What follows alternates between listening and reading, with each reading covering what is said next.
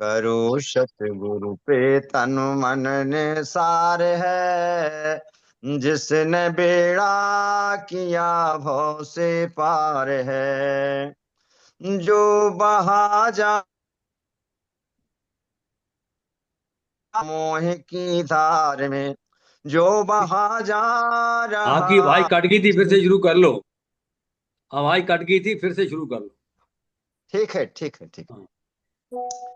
करो सतगुरु पे तन मन निसार है। जिसने बेड़ा किया भव से पार है।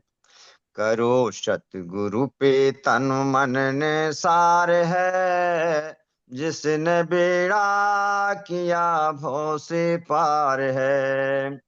जिसने सिद्धांत सबका कर दिया। द्वैतता को हटा के एकता भर दिया। वो तो जीवन का सबके आधार है। जिसने बेड़ा किया भव से पार है। करो सतगुरु पे तन मन निसार है। जिसने बेड़ा किया भव से पार है। जो बहा जा रहा मोह की धार में, हाथ गह कर लगाया उसे पार में। देह नौका का वही पतवार है। जिसने बेड़ा किया भव से पार है। देह नौका का वही पतवार है। जिसने बेड़ा किया भव से पार है। करो सतगुरु पे तन मन निसार है। जिसने बेड़ा किया भव से है। ज्ञान का सूर्य जग में उदय कर दिया। ज्ञान का सूर्य जग में उदय कर दिया। रजनी विषयों के तम को विलय कर दिया। ऐसे सतगुरु की महिमाया पार है। जिसने बेड़ा किया भव से पार है। करो सतगुरु पे तन मन निसार है। जिसने बेड़ा किया भव से पार है। कहीं वेदों का डंका बजाते प्रभु, कहीं सोहम की बंसी सुनाते प्रभु। गहो सोहम की ध्वनि का तार है। जिसने बेड़ा किया भव से पार है। करो सतगुरु पे तन मन निसार है। जिसने बेड़ा किया भव से पार है। देह तू है नहीं ये तो बतला दिया। सच्चिदानंद मैं हूँ ये दर्शा दिया। प्रेमी चरणों में जाऊं बलिहार है। जिसने बेड़ा किया भव से पार है। प्रेमी चरणों में जाऊं बलिहार है। जिसने बेड़ा किया भव से पार है। करो सतगुरु पे तन मन निसार है। जिसने बेड़ा किया भव से पार है। जय गुरुदेव। जय गुरुदेव, जय गुरुदेव, जय गुरुदेव। बहुत अच्छा भजन। इतना सुंदर भजन, इतनी सुंदरी सुंदर वर्डिंग कहाँ से ढूंढ के लाए आप। बहुत बहुत धन्यवाद आपका। एक बहुत अच्छा भजन था। बहुत अच्छा भजन। करो सतगुरु पे तन मन निसार है। जिसने बेड़ा किया भव सागर से पार है। और ऐसे गुरु का मिलना बहुत ही कठिन है सचमुच। ये जीवन का आधार है। उन्होंने बताया गुरु ही जीवन का आधार है, और गुरु ना होते तो हमारी जो नौका है भव सागर में डगमगा जाती। वो भी पार करने वाले हैं, ज्ञान का ज्योति देने वाले हैं, ज्ञान की ज्योति प्रकाशित करती है हमें। वेदों का ज्ञान उनसे मिला, और मुझे बता दिया गुरु भगवान ने। थोड़ी वर्डिंग आपकी बदल के बोल रहा हूँ। गुरु भगवान ने बता दिया, ब्रह्म कोई और नहीं, ब्रह्म तुम ही हो। जो आपने बोला ना, सतगुरु वही हो। मतलब ब्रह्म आप ही हैं। जो गुरु भगवान ने कल के प्रवचन में भी यही बताया था कि ब्रह्म ब्रह्म कोई और नहीं, ब्रह्म बाहर नहीं मिलेगा। जब आत्मा को पा लिया तो आपने ब्रह्म को पा लिया। वही ब्रह्म है, वही आत्मा है। धन्यवाद, बहुत अच्छा प्रवचन, नहीं अपना बहुत अच्छा भजन। इसके लिए आपका एक बार पुनः धन्यवाद करता हूँ। अभी आज के कार्यक्रम शुरू करते हैं। आज का कार्यक्रम होगा श्री आनंद स्वरूप जी की अध्यक्षता में। वो मैं तो सिर्फ निमित्त मात्र हूँ। मैं लोगों को आमंत्रित करना तो मैं मेरा काम है, इसलिए क्योंकि मुझे पता है किस किस का है वो करना है। बाकी इसको कंक्लूड करेंगे लास्ट में जाके स्वामी आनंद स्वरूप जी। अभी आज के भजन क्या है, नहीं आज के नहीं आज के प्रश्न क्या है। सतोगुण, रजोगुण और तमोगुण तीनों के लक्षण क्या हैं? क्या गुण बंधन का कारण है? हम गुणों के पार कैसे जा सकते हैं? मन के गुणातीत कैसे हो सकते हैं? और इस प्रश्न को जो है अभी हमारे काफी साथकों ने इसके ऊपर चर्चा करने की इच्छा जाहिर की है। इसके लिए सबसे पहले आमंत्रित करूंगा श्री राम अवतार गुप्ता जी को। जय गुरुदेव जी। भाई साहब धन्यवाद। जय गुरुदेव जी, जय गुरुदेव। सतगुरुदेव भगवान के चरण कमलों में कोटि कोटि दंडवत प्रणाम अर्पित करके आज के प्रश्न पर चर्चा प्रारंभ करता हूँ। प्रश्न लंबा है, बल्कि एक प्रश्न में तीन प्रश्न हैं, इसलिए संक्षेप में ही सब कुछ कहना चाहता हूँ। संक्षेप में मुझे मालूम है प्रश्न लंबा है, इसलिए आज का 3 मिनट का, आज का 5-6 मिनट लग जाए तो कोई दिक्कत नहीं है। ठीक है जी, धन्यवाद। हम्म, सत्वगुण, रजोगुण और तमोगुण तीनों के लक्षण क्या हैं? हम्म, सतोगुणी व्यक्ति पुण्य कर्म करने में रुचि रखता है, शास्त्रों के अनुसार जीवन जीने में रुचि रखता है, प्रयास करता है। सच्चाई के साथ, ईमानदारी के साथ प्रयास करने वाले को सतोगुणी कहा जाएगा। और रजोगुणी, रजोगुणी जो परिश्रम पूर्वक, परिश्रम करके धन संपत्ति अर्जित करने में रुचि रखता है, उसी के लिए लगा रहता है, उसी को अपना जीवन समझता है कि संसार में संपन्न होना ही एकमात्र जीवन का उद्देश्य है। लेकिन कहीं भी ऐसा नहीं होता कि कोई पूरी तरह सतोगुणी हो या पूरी तरह रजोगुणी हो। हमेशा सत्व और रजोगुण का लोगों में मिश्रण पाया जाता है। कोई कोई पूरी तरह सतोगुणी मुश्किल से मिलते हैं, कोई पूरी तरह रजोगुणी भी मुश्किल से मिलते हैं। यहाँ तक के रजोगुण के साथ साथ तमोगुण भी मिश्रित रहता है।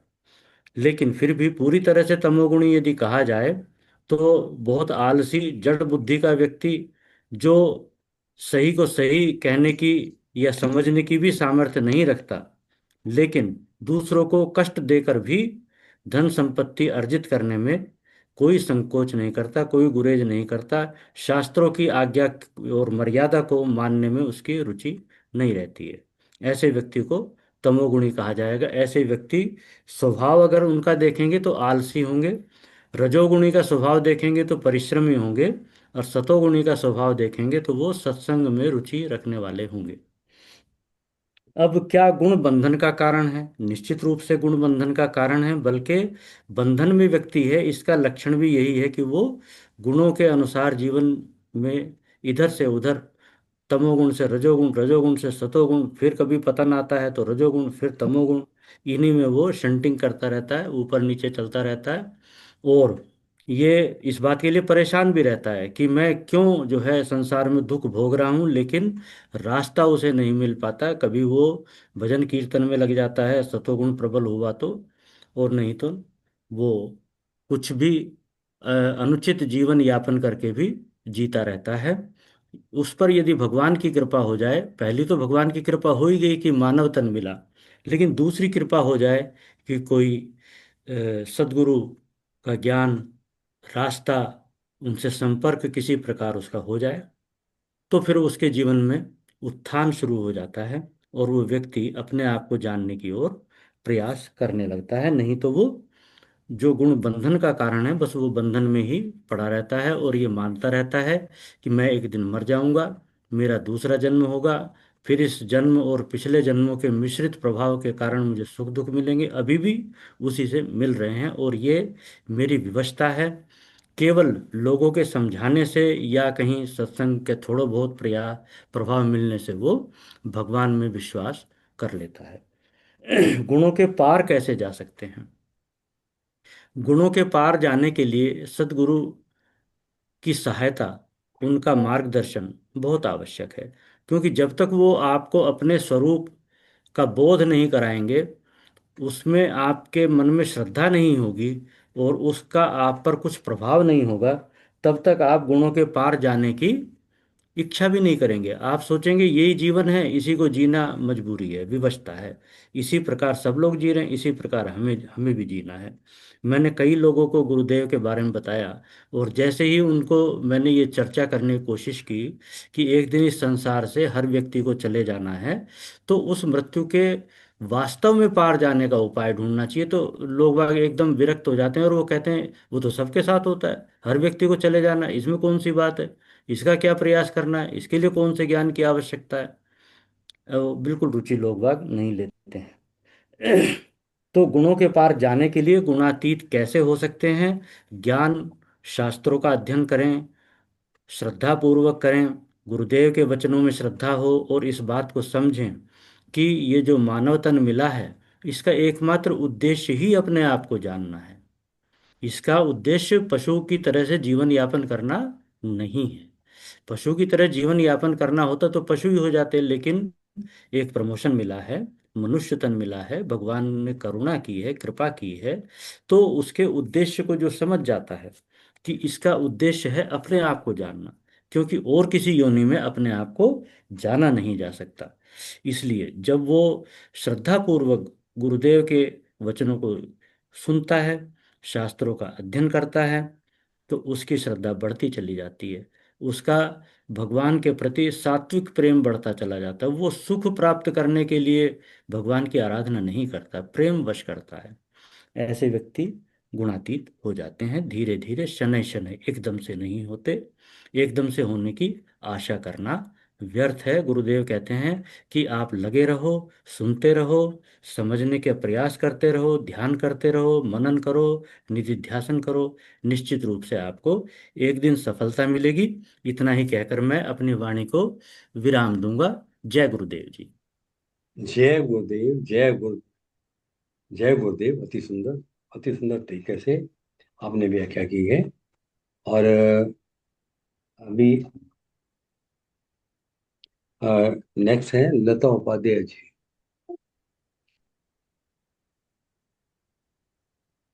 लता उपाध्याय जी, आप अनम्यूट कीजिए। जय गुरुदेव। जय गुरुदेव, जय गुरुदेव। जय गुरुदेव। गुरुदेव, श्री सद्गुरुदेव भगवान की जय। जय। मेरे सभी बहन भाइयों को प्रणाम करते हुए, स्वामी जी के चरणों में प्रणाम करते हुए, मैं अपने विचार रखती हूँ। शायद मुझे बोलना तो आता नहीं, लेकिन थोड़ा सा मैं कोशिश कर रही हूँ। जो गुरुदेव ने बताया वही मैं बता रही हूँ कि सतोगुण, रजोगुण और तमोगुण, इन तीनों की जब समान अवस्था होती, चेतन की जो शक्ति है, वो वो जब मिल जाती है, तब वो चेतन की शक्ति को ही प्रकृति कहते हैं, मूल प्रकृति। तो ये मूल प्रकृति क्या करती है कि सतोगुण, रजोगुण, तमोगुण, ये शुद्ध सतोगुण होता है वही माया है। माया को ही शुद्ध सतोगुण कहते हैं। और रजोगुण यह क्रिया शक्ति वाला है। और यह क्रिया शक्ति हमें कर्म करने की प्रेरणा देता है। तो जैसे हम रजोगुण हमें क्रिया करने की प्रेरणा देता है। जो रजोगुणी होते हैं वो हरदम कुछ न कुछ क्रिया करते ही रहते हैं। जैसे सवेरे से उठते हैं, उन्हें कुछ समझ में नहीं आता, उन्हें सिर्फ काम करना ही पसंद आता है। ये करे वो करे वो करे, वो उसमें काम करते रहते हैं। और तमोगुण यहाँ है, आलस और प्रमाद बढ़ाता है। आलस और शुद्ध सतोगुण जो है, यहाँ कभी कभी क्या है, रजोगुण और तमोगुण से दब जाता है। जब जैसे साताना रजोगुण हो और साताना तमोगुण हो, और ये है दो आना जब सतोगुण रहता है तो ये सतोगुण रजोगुण और तमोगुण से दब जाता है, और रजोगुण और तमोगुण ऊपर आ जाते हैं। तो ये सतोगुण को आगे बढ़ने नहीं देते। और जैसे कि कोई कोई राजा है, जैसे राजगद्दी पे कोई शूद्र राजा बैठ जाए, और उसके ने दो राजकुमार है, तो और मंत्री ब्राह्मण है। और ब्राह्मण मंत्री होने के बाद भी क्योंकि वो राजकुमार से दब जाता है, क्योंकि वह राजा के पुत्र है। इसी प्रकार से सतोगुण भी, जब तमोगुण और तमोगुण और रजोगुण बढ़ जाते हैं तो सतोगुण दब जाता है। और वैसे ही अगर राजा ब्राह्मण है और मंत्री शूद्र है, तो तो वह मंत्री दब जाता है, क्योंकि राजा ब्राह्मण है। उसी प्रकार से सतोगुण, जब शुद्ध सतोगुण ऊपर आता है तो ये रजोगुण और तमोगुण ये दब जाते हैं। और सतोगुण ऊपर आके तब हम सत्संग भजन ये सब करने लग जाते हैं। इसलिए जब और रजोगुनी लोग जो है हमेशा क्रिया ही करते रहते हैं। उन्हें सब सत्संग भजन ये सुहाता नहीं है, और ना ही उन्हें वो तमोगुण अच्छा लगता है। उन्हें सिर्फ क्रिया क्रिया क्रिया करना ही पसंद आता है। और तमोगुनी लोग और हमेशा आलस में प्रमाद में पड़े रहते हैं। उन्हें दिन भर शरीर में जड़ता भासते रहती है। दिन भर उन्हें ऐसा लगता है कि सोए रहो सोए रहो, और उन्हें कुछ करने का मन ही नहीं होता है। और इसलिए उन्हें शरीर में जड़ता का भान होते रहता है। और प्रमाद प्रमाद यह है, कोई भी काम करना हो तो वो काम करना पसंद नहीं आता। सोचते कि चलो यहाँ बाद में कर लेंगे, बाद में कर लेंगे। जैसे उदाहरण के लिए, जैसे सवेरे चाय पिए और अब चाय के बर्तन साफ करना है, तो सोचे कि अभी रहने दो, अभी थोड़ी देर में तो नाश्ता बन जाएगा, चाय के बर्तन नाश्ते के बर्तन साथ में साफ कर लेंगे, बाद में कर लेंगे। जब नाश्ता बन जाता है तो सोचते कि चलो ये बर्तन साफ कर, सोचे कि जाने दो, अभी तो रसोई बन जाएंगी, भोजन करेंगे, फिर बर्तन इकट्ठा हो जाएंगे, साथ में कर लेंगे। तो वो बात को टालते रहते, ऐसे प्रमाद बढ़ते रहता है। और तमोगुण ऊपर हावी हो जाता है। तमोगुण हावी होने से वो सत्वगुण को भी दबा देता है, रजोगुण को भी दबा देता है। तो तमोगुण ऊपर हो जाता है। हम और तमोगुण, जैसे तमोगुण प्रधान प्रकृति को, ये तमोगुण प्रधान प्रकृति ईश्वर को लेकर जब ईश्वर होता है तो वह मिट्टी की तरह जगत का उपादान कारण बनता है। और सतोगुण युक्त माया है, उस माया को लेकर जब ईश्वर होता है तो कुमार की तरह जगत का निर्माण करता है।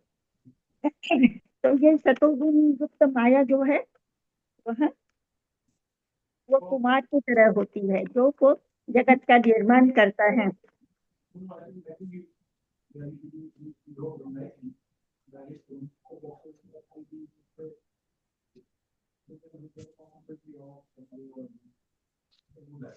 के आवाज आनी बंद हो गई। और तमोगुण प्रधान प्रकृति ईश्वर मिट्टी की तरह जगत का उपादान कारण होता है। और तीनों और तीनों गुणों की समान अवस्था वाले चेतन की शक्ति को मूल प्रकृति कहते हैं।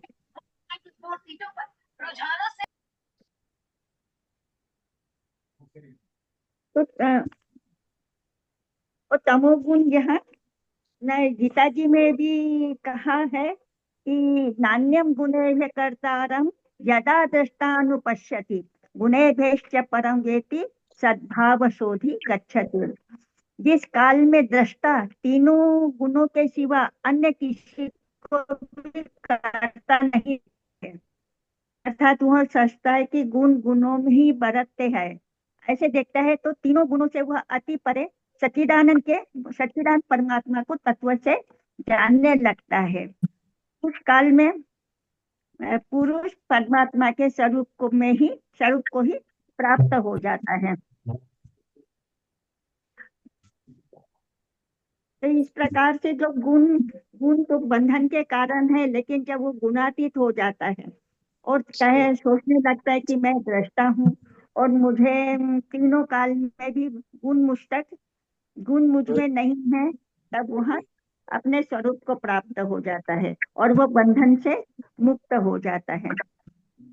इतना कहकर मैं अपनी वाणी को विराम देती हूँ। जय गुरुदेव, जय गुरुदेव। जय गुरुदेव। अति सुंदर, बहुत अच्छा प्रस्तुत किया आपने। और अभी हमारे साथ जुड़े हैं संतोष संतोष पंता जी जुड़े हैं।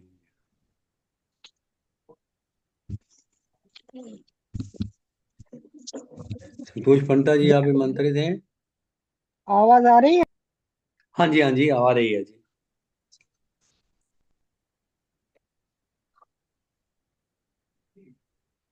पूज्य गुरुदेव के श्री चरणों में बार बार नमन वंदन तथा सभी गुरु भाई बहनों को मेरा सादर प्रणाम। ओम सहनावतु सहनौ भुनक्तु सह वीर्यं करवावहै तेजस्विनावधीतमस्तु मा विद्विषावहै। ओम शांति शांति शांति। हर व्यक्ति में 3 गुण मौजूद होते हैं, लेकिन उनका अनुपात अलग अलग होता है।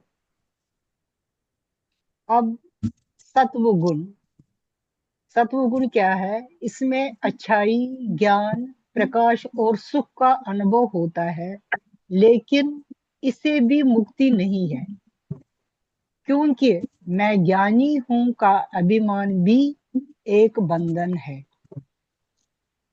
दूसरा रजोगुण, ये क्रियाशीलता और कामनाओं से जुड़ा है, जिसे व्यक्ति कर्म फलों में फंस जाता है। और तीसरा तमोगुण, यह जड़ता, सुस्ती और अज्ञानता का गुण है, जो दुख और कष्ट पैदा करता है। अब इन त्रिगुणों जो गुण है, ये इनको संतुलन कैसे करें? सत्व गुण बढ़े, क्योंकि ये तीनों गुण निरंतर चलते रहते हैं, चेंज होते रहते हैं। लेकिन हमें उस परम लक्ष्य को पाने के लिए हमें सत्व गुण को बढ़ाना है। सत्व गुण बढ़ाने के लिए ध्यान, योग, सात्विक भोजन और अच्छे कर्म करने चाहिए, निष्काम कर्म करने चाहिए।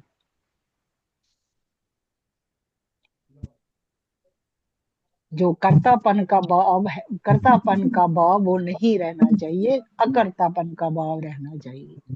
रजोगुण को सही दिशा देने के लिए मेहनत को सकारात्मक उद्देश्यों में लगाना चाहिए, क्योंकि रजोगुण भी है, ऊर्जा है, और उसको हम वही सेवा भाव में लगाएं, किसी की मदद करे, किसी की हेल्प करे, निष्काम भाव से और अकर्ता होके। भाई हम नहीं कर रहे हैं, हो रहा है, भगवान हमसे करा रहा है, ईश्वर हमसे करवा रहा है। और तीसरा, तमोगुण को कम करने के लिए आलस्य, नकारात्मक और अज्ञानता का त्याग करना चाहिए।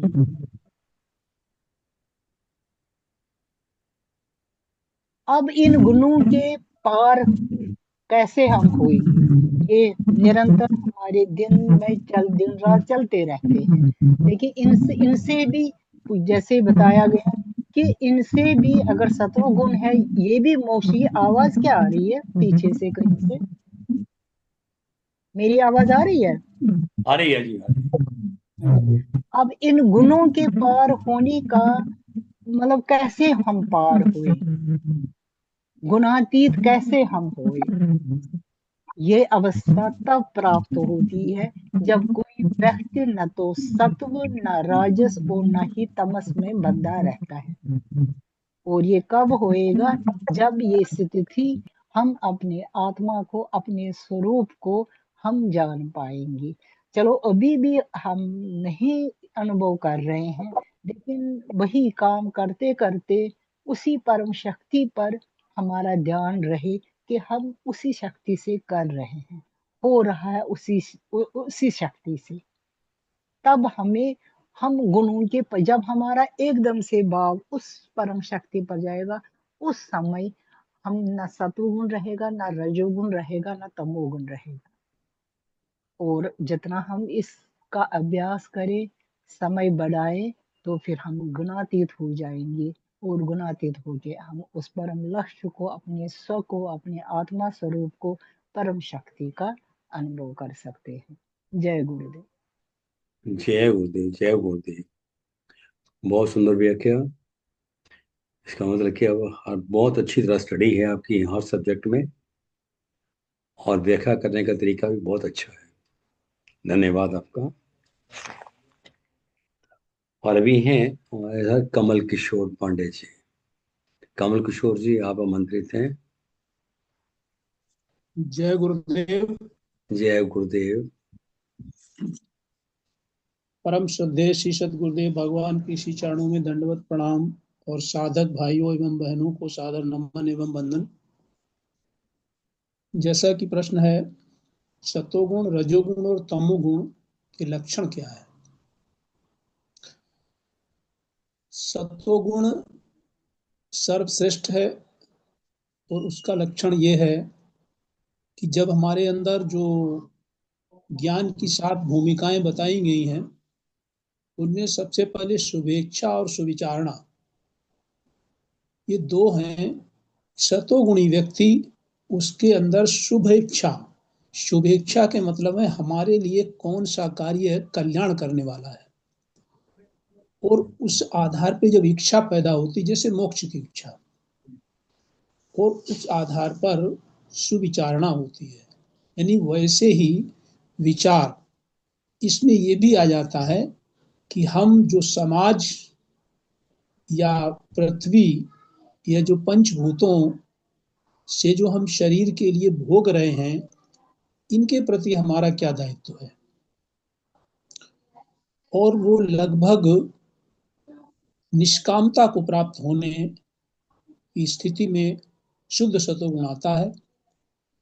इसके बाद रजोगुण में हम अपने को मन, बुद्धि, इंद्रियां, देह, शरीर मानते हैं, और उनके सुख के लिए, सारे इंद्रियों के सुख के लिए उसमें सब कुछ आ जाता है। धन भी, धन की इच्छा, मान की इच्छा, और भी इच्छाएं, जिससे कि हमको सुख प्राप्त हो। वो सद्गुरुदेव कहते हैं कि जो भी व्यक्ति काम करता है, वो इंद्रियों के सुख के लिए जो करता है, वो रजोगुणी है। तमोगुणी करता तो शुरू में करता तो वो अपने सुख के लिए ही, लेकिन अपना सुख, उसके मतलब इंद्रियों का सुख नहीं, उसका अपना सुख माने स्वांता सुख है, उसका अपने स्व जो अंतःकरण है, वो सॉरी जो हमारा स्वरूप है, उसके सुख के लिए, उसको जानने के लिए। तीसरा है तमोगुण। तमोगुण कोई गुण तो कहा इसलिए जाता है कि तीनों गुणों से ये सृष्टि बनी है, नहीं तो सृष्टि नहीं बनती। तो तमोगुण है, ऐसा शास्त्रों में कहा गया है कि तमोगुण का कोई विचार नहीं होता। विचार इसलिए नहीं होता कि वो विचार करता नहीं है, काम कर लेता है, उसके बाद भी विचार नहीं कर पाता, तो विचार करने की शक्ति ही नहीं होती। तमोगुण के बारे में ये कहा गया है कि तमोगुण सतोगुण जो है सुखासक्ति से बांधता है, रजोगुण कर्म शक्ति से बांधता है, और तमोगुण जो है वो बांधता नहीं है। तमोगुण तो विचार ही नहीं कर पाता तमोगुणी, इसलिए वो बांधा नहीं, वो उसका एक तरह से स्वरूप ही बन जाता है तमोगुणी का, वो तमोगुण होता है।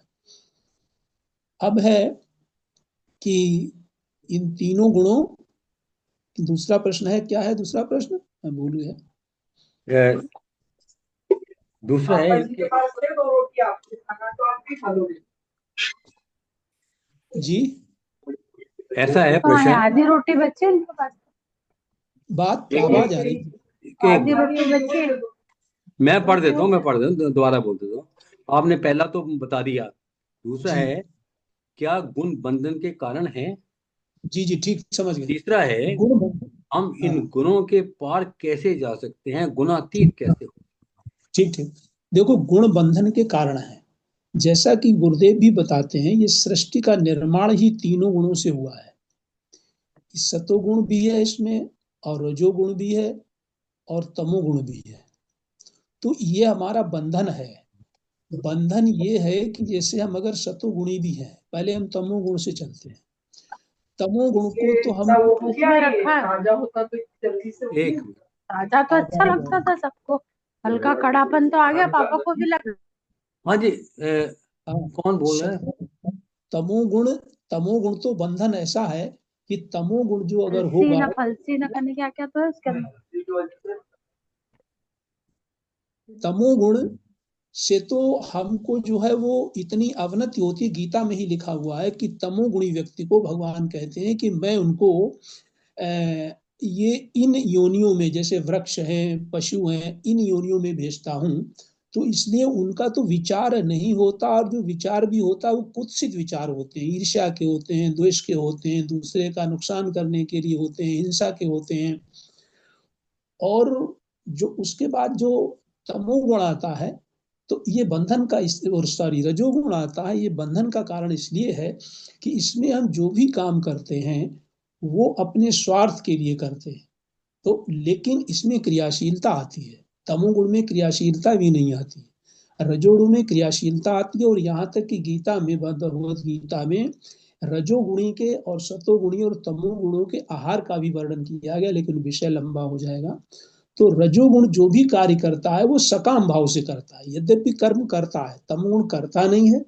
इसलिए वो बंधने के मतलब है कि वो चूंकि सबसे नीचे गुणों में आता है, इसलिए उसका बंधन बहुत बड़ा होता है।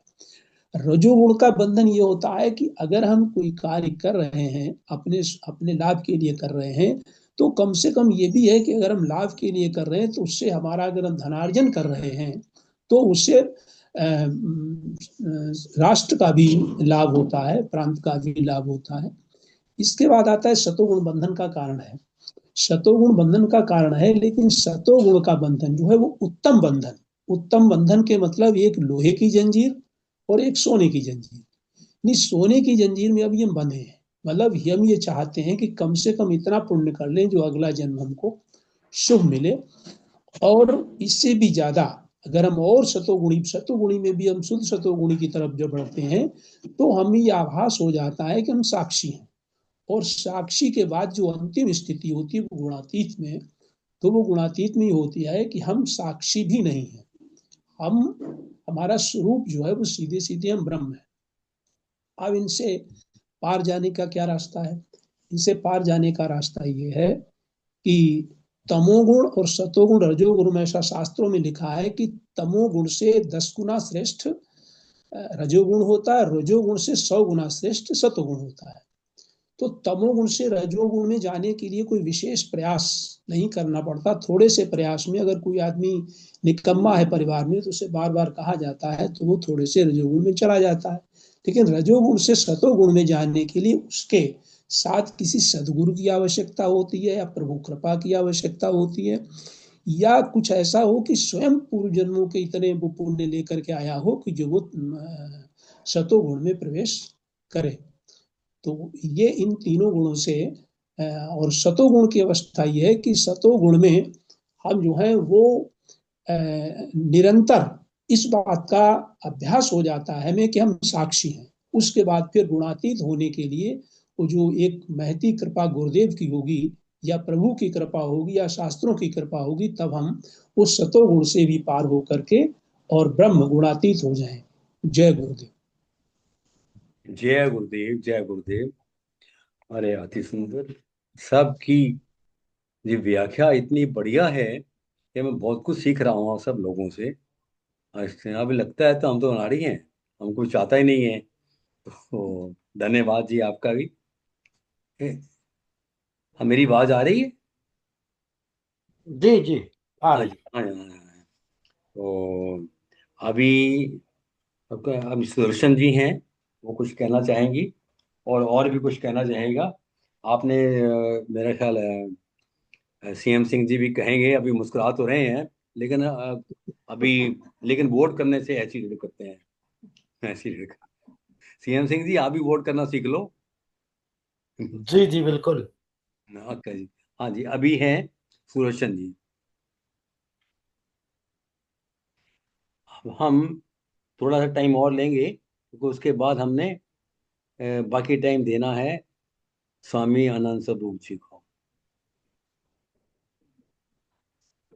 हाँ जी, आप कुछ कहना चाहेंगे जी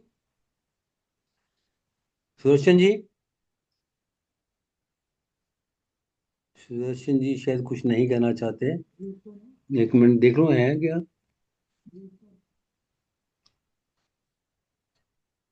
हाँ,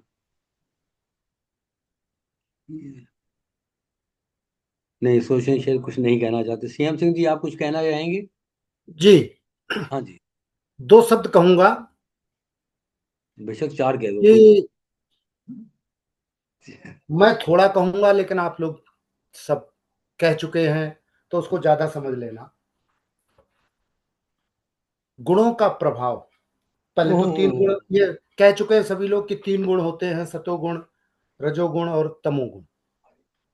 और गुणों में जिसके पास सतोगुण होता है वो अच्छे कार्य करता है, पुण्य कार्य करता है, सदाचारी होता है, भक्ति मार्ग में प्रवृत्त होने की उसकी प्रेरणा उसके अंदर आती है।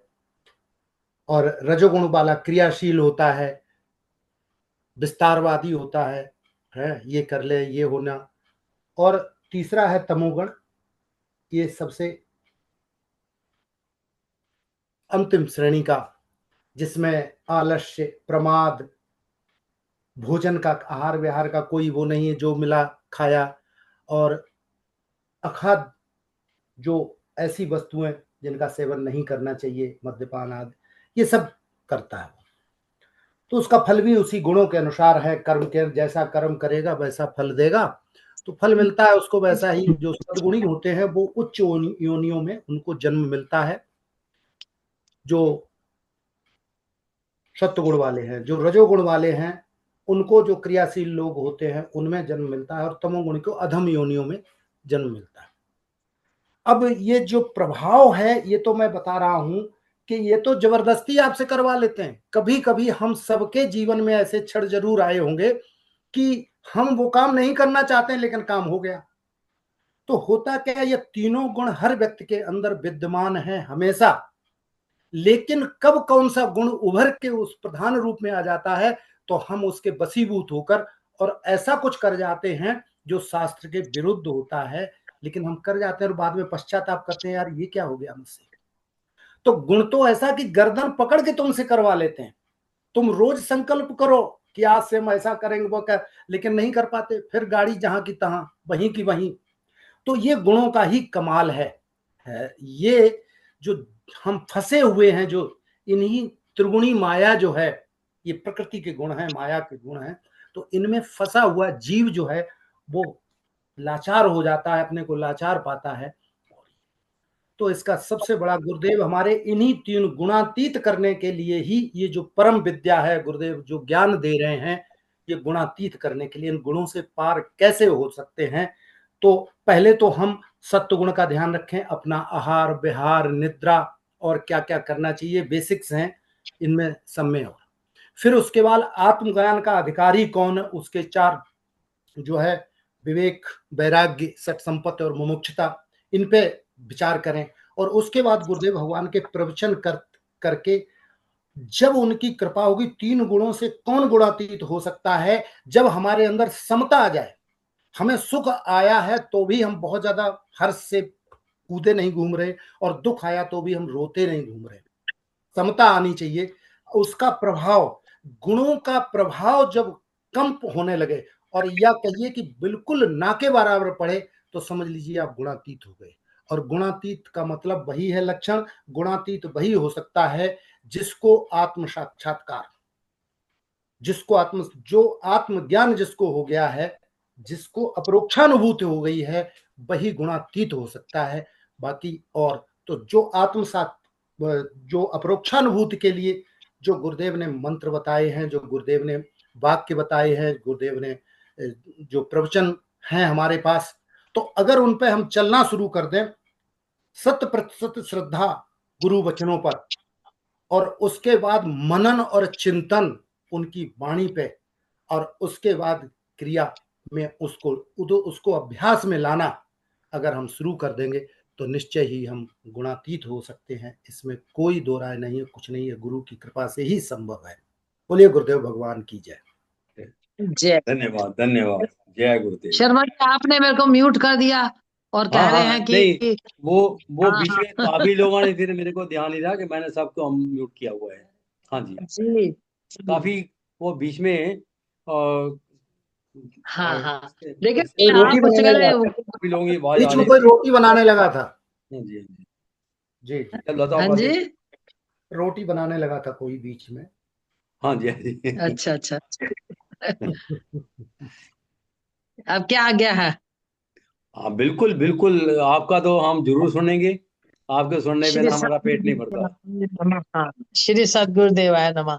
ये गुणों की बात भगवान ने गीता में कही है, और उन्होंने यही कहा है कि इंसान जब पैदा होता है मनुष्य, तो उसमें सत रज तम होते ही हैं। ऐसा ही अभी सीएम सिंह ने कहा, और ऐसे ही पिछले वक्ताओं ने भी कहा।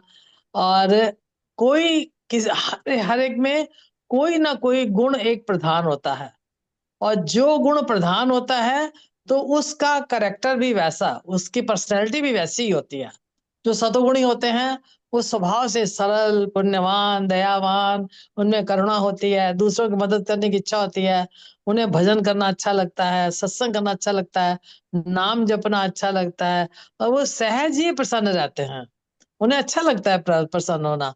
और उनका भोजन होगा, आप देखिए, बिल्कुल सादा होगा, रसयुक्त होगा, चिकना होगा, जो पेट में ठहरे, ऐसा गीता में लिखा हुआ है, जो कि पेट में देर तक रुके, बार बार भून रोटी में ना ध्यान जाता रहे, उनका भोजन इस प्रकार का होता है। और वो अगले आए नेक्स्ट रजोगुणी।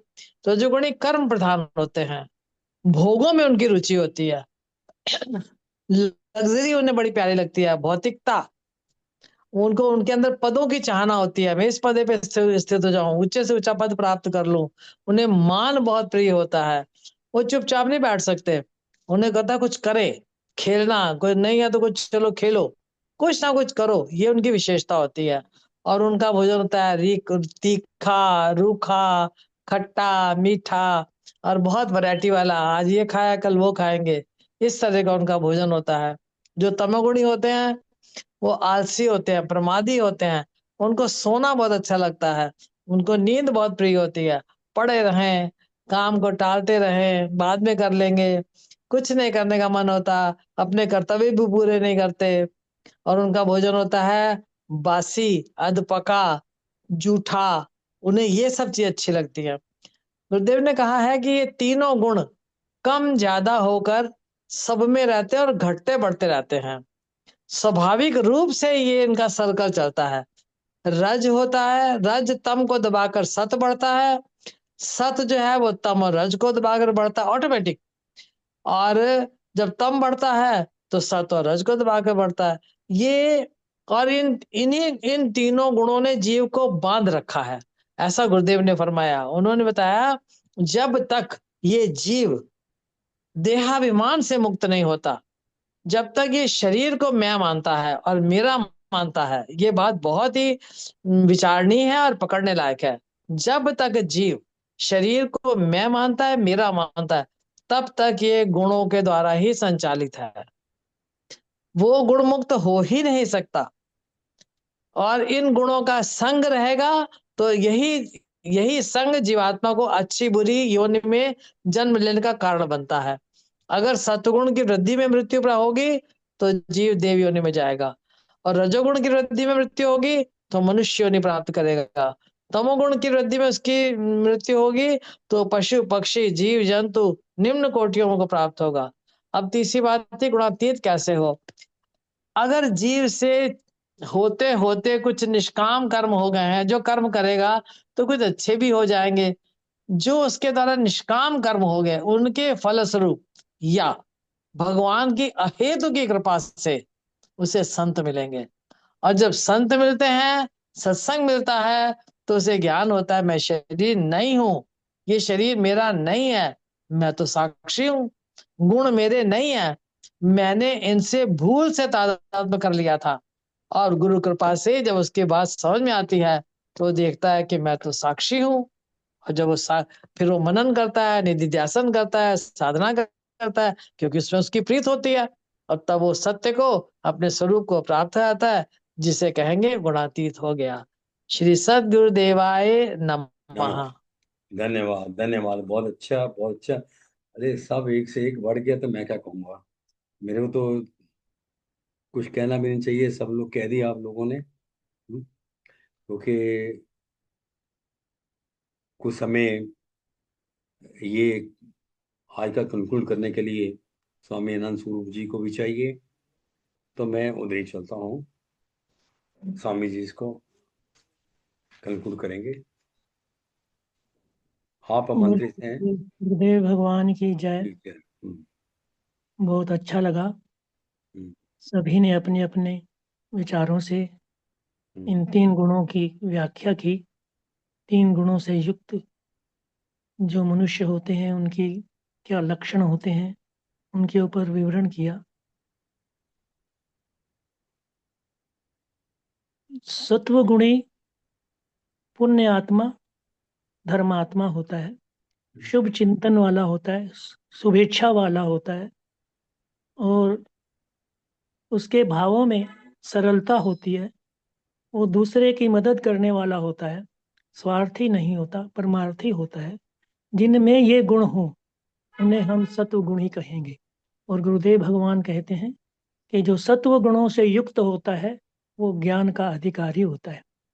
जो रजोगुणी है वो भगवान को मानते तो हैं पर बहुत जिज्ञासु नहीं होते, पर सत्व गुणी जिज्ञासु और मुमुक्षु हो सकता है, ऐसा इस गुण का प्रभाव है। इस गुण से युक्त व्यक्ति बहुत सरल होता है, सहज होता है, उसकी सहजता और सरलता ही उसकी गुणवत्ता होती है। वो क्रूर नहीं होता, दुष्कृत्य नहीं होता और दुराचारी भी नहीं होता, वो सदाचारी होता है। और उसकी प्रसन्नता स्वयं में होती है, वो पर से सुख की कल्पना नहीं करता, स्वयं के सुख में ही। और वो देह अभिमानी नहीं होता, वह अपने स्वरूप के प्रति उसकी जो है निष्ठा है, जो जिज्ञासा है वो बढ़ती है। और निश्चित रूप से जो सत्वगुणी होते हैं वो ज्ञान के अधिकारी बनकर जन्म मरण के बंधन से मुक्त होने की प्रवृत्तियां रहती हैं। क्योंकि ये गीता में कहा गया है कि प्रकृति के दो गुण हैं, एक पदार्थ और एक क्रिया। पदार्थ और क्रियाओं से युक्त जो है पूरी प्रकृति इसी में घूमती है। पदार्थ का अभिप्राय है जो वस्तु व्यक्ति परिस्थिति है उससे सुख की कल्पना, और क्रिया का मतलब है कि कोई भी व्यक्ति बिना क्रिया के रह ही नहीं सकता, कुछ ना कुछ उसे करना ही पड़ता है। पर क्या करता है, कैसे करता है, किस लिए करता है, ये स्वतंत्रता भगवान ने दी हुई है। पदार्थों के प्रति जिसका आकर्षण केवल पदार्थों की तरफ रहता है, और जो केवल देह अभिमानी होकर देह अभिमान में रहता है, क्रूर होता है और जिसकी भाषा बहुत कठोर होती है, और जो आलसी प्रमादी से युक्त होता है, आलसी और प्रमाद से युक्त होता है, वो निश्चित रूप से वो दुष्कृत्य होता है, वो दुराचारी होता है, उसका दुराचरण सीमाओं को पार कर जाता है। तो ऐसे ऐसे जो दुराचारी होते हैं, वो उन्हें तमोगुण का प्रभाव, उनमें तमोगुण का प्रभाव होता है। और जो रजोगुणी हैं वो क्रियात्मक होते हैं, वो क्रिया करके, अक्रम करके कुछ संसार में वस्तु, व्यक्ति, परिस्थिति से सुख की कल्पना करते हैं, वो उसी में उलझे रहते हैं। उन्हें अपने देह अभिमानी तो नहीं होते, पर वो अपने क्रियाओं के द्वारा विस्तार, भौतिकता का विस्तार करने की इच्छा वाले होते हैं, और वो इसी चक्कर में बंधे रहते हैं।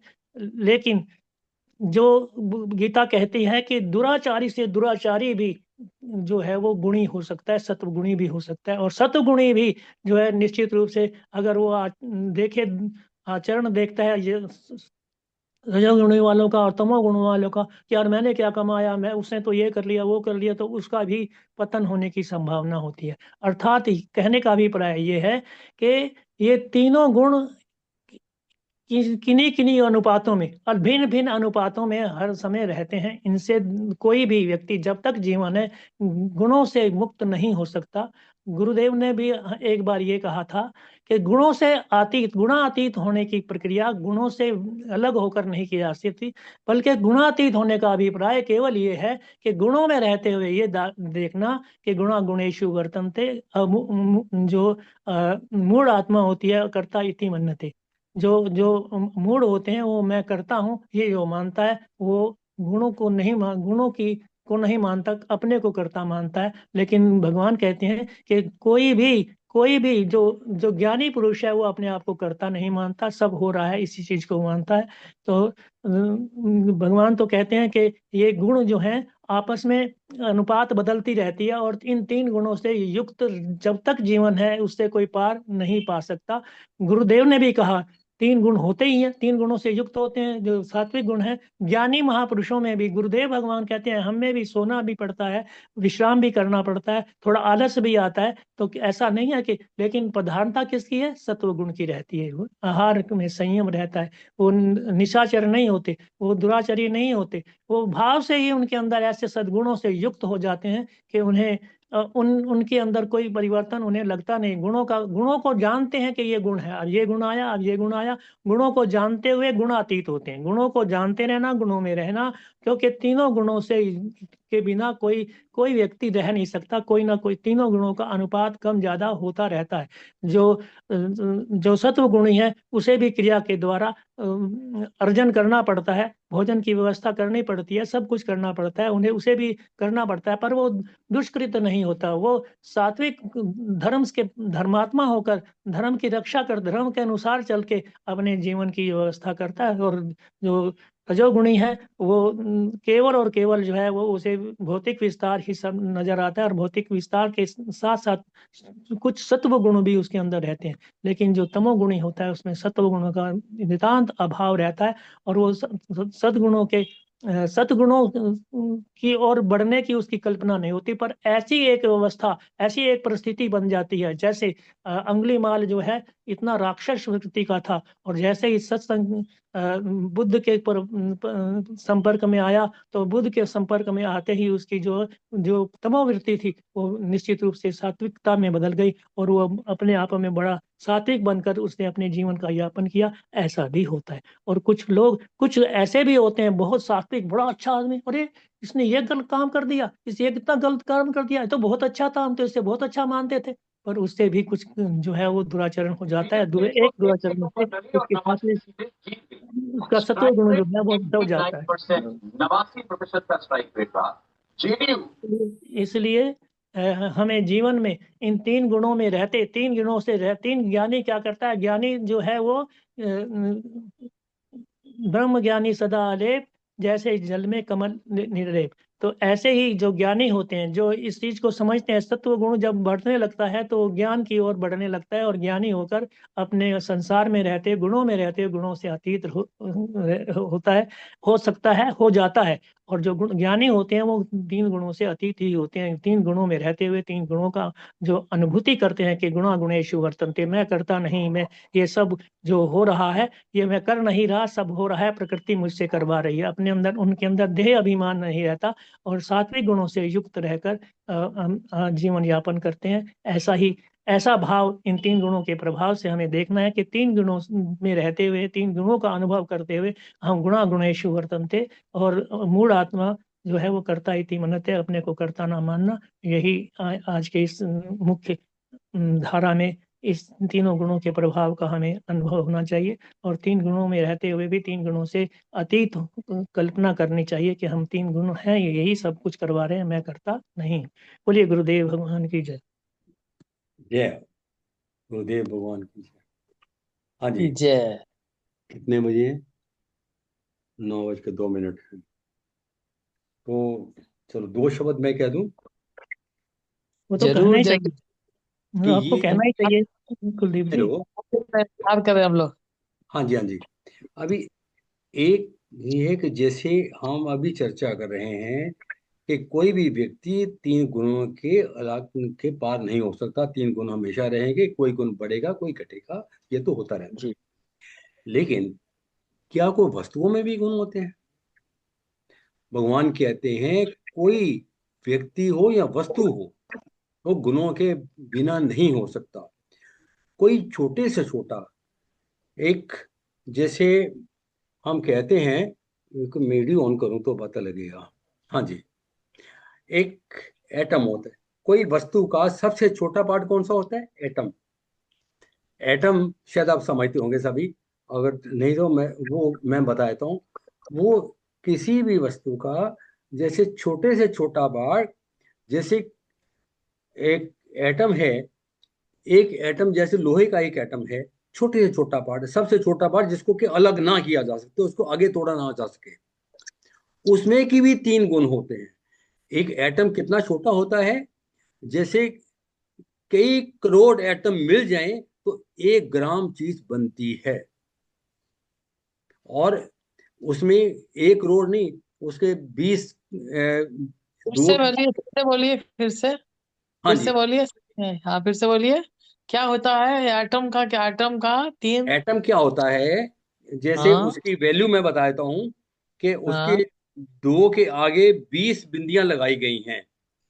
अच्छा 2 के आगे 20 बिंदियां लगाई हैं। जैसे कोई उसकी इतनी इतनी 1 ग्राम का, अब मतलब कि हम एक लाखों करोड़ एटम जमा करेंगे तो 1 अच्छा। ग्राम हमारा जो है ना, जैसे लोहा बनता है, चांदी बनती ठीक है, सोना बनता ठीक। है, इनके एटम हाँ होते हैं, वो बनता है। अच्छा और वो उस अच्छा। एटम के भी 3 पार्ट होते हैं जिसको अलग नहीं किया जा सकता। कोई भी व्यक्ति उसको, कोई साइंस उसको अलग नहीं कर सकती। जैसे एटम के अंदर क्या होता है? एटम के अंदर होता है इलेक्ट्रॉन, प्रोटॉन, न्यूट्रॉन। इलेक्ट्रॉन उसका उसका जो ना, जो पॉजिटिव चार्ज होता है, अपना प्रोटॉन उसका उसका नेगेटिव पार्ट होता है, और गलत न्यूट्रॉन बोल एक एक गलत बोल रहे, एक, एक गलत उसमें, बोल रहे हैं सब। गलत मैं बोल रहे दोबारा बोल देता हूँ। ये जो हैं। ना नहीं, होता है इलेक्ट्रॉन, प्रोटॉन और न्यूट्रॉन, ये होता है एक, उसमें पॉजिटिव एनर्जी है, एक नेगेटिव एनर्जी है, एक न्यूट्रल एनर्जी है, एनर्जी। न्यूट्रल। जैसे हमारी बिजली होती है, बिजली की तारें चलती है ना, एक पॉजिटिव, नेगेटिव और न्यूट्रल। न्यूट्रल इसलिए होती है, करंट पड़ जाए तो उसको जो है ना, वो उसको जो है ना पैसिफाई करने के लिए। तो तीन चीजें हर जगह। हम हम क्या कहते हैं? सतोगुण, रजोगुण, तमोगुण। इसी को ये सब मानते हैं इसको। इवन जो क्रिश्चियनिटी में इसको ट्रिनिटी कहते हैं। और अभी ट्रिनिटी का मीनिंग अभी सीएम सिंह ने बताया था, त्रिगुणमयी माया। त्रिगुणमयी माया है भगवान की, और इससे गुरुओं से पार कोई नहीं हो सकता। अब हम कहते हैं, हमारे कहने से 3 दो देव, भगवान विष्णु, ब्रह्मा, महेश, तीनों इस जगत को चलाने वाले हैं, इस सृष्टि को चलाने वाले हैं। तो विष्णु क्या है? सत्वगुणी है जो पालन सब करते हैं। ब्रह्मा जी रजोगुनी जो जो सृष्टि बनाते हैं, और शिव तमोगुनी है जो इसका संहार करते हैं। लेकिन ऐसा ये कहा जाता है, लेकिन ऐसा है नहीं। ये सभी गुणातीत हैं, गुणों से पार हैं, और इनको शिव जी को रजोगुणी कब होना पड़ता है? जब संहार करना होता है। आगे पीछे गुणातीत है, किसी गुणों से लिप्त नहीं है। ये सब करते हुए भी किसी गुणों से लिप्त नहीं है। और तो गुणों से अलिप्त रहना कि गुण सब गुणों में वर्तते हैं। हम सभी गुणों में अपने में काम करेंगे, लेकिन किसी में लिप्त नहीं रहेंगे। भगवान कृष्ण कहते हैं कि तीनों गुण मेरे से हैं, सतोगुण, रजोगुण, तमोगुण मेरे से हैं। उनका प्रभाव नहीं होगा, उनका नहीं प्रभाव नहीं पड़ेगा। हाँ, मैं किसी के लिप्त नहीं हूँ, अपना काम किया, छोड़ दिया। प्रभावित नहीं हूँ। सिंपल उदाहरण है, सिंपल उदाहरण है। बढ़िया, बहुत बढ़िया, कमाल वाली। हम जा रहे हैं आपने तो सबसे बढ़िया व्याख्या की। हम जा रहे हैं जंगल में, एक पैर में कांटा चुभ गया, तो क्या करेंगे? उस एक दूसरा कांटा पकड़ा, उस कांटे से कांटे को निकाल दिया। वो कांटा क्या है? वो कांटा जो चुभा वो कौन सा कांटा था? वो तमोगुण था। दूसरा कांटा पकड़ा, वो सतोगुण था, उसे निकाल दिया। फिर क्या करेंगे? वो सतोगुण है, इसको तो जेब में डाल लें क्या? नहीं, उसको फेंक देंगे उसको। मतलब कि लिप्त नहीं होना, ये बहुत बात बढ़िया, ये बड़ी लिप्त नहीं। Very good, very good. बढ़िया, भैया ने बहुत बढ़िया व्याख्या की। धन्यवाद, धन्यवाद जी। बस मैं आप लोगों से सीखा थोड़ा बहुत, मुझे तो कुछ आता जाता नहीं है। मैं सर थोड़ा सा आप तो सबसे बड़ा वैज्ञानिक, ये बात तो कोई दोहरा भी नहीं सकता। बहुत मजा सुन के बहुत अच्छा लगा। एक अलग दृष्टि है, एक अलग नजरिया है। देखिए, हाँ, नजरिया है। बहुत बढ़िया, मजा आ गया। बहुत सुंदर व्याख्या की भाई साहब, बहुत सुंदर, बहुत सुंदर।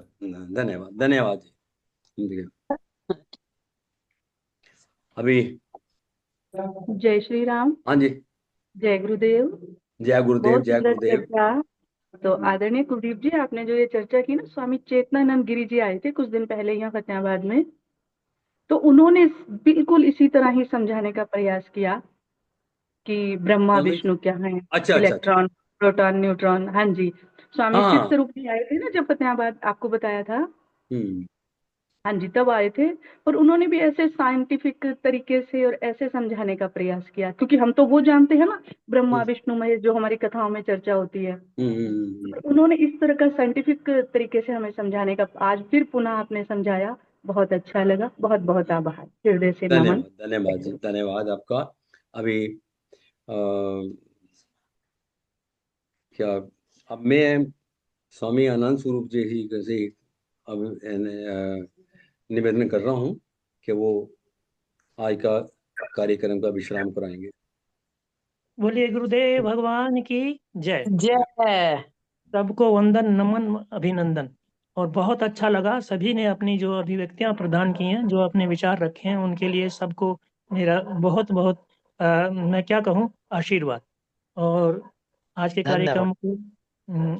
कार्यक्रम को जो है विश्राम देने के लिए ओम गुरुर्ब्रह्मा गुरुर्विष्णु गुरुर्देवो महेश्वरा गुरुर साक्षात् परब्रह्म तस्मै श्री गुरुवे नमः। ध्यान मूलम गुरुर्मूर्ति पूजा मूलम गुरुपदम मंत्र मूलम गुरुर्वाक्यम मोक्ष मूलम गुरु कृपा।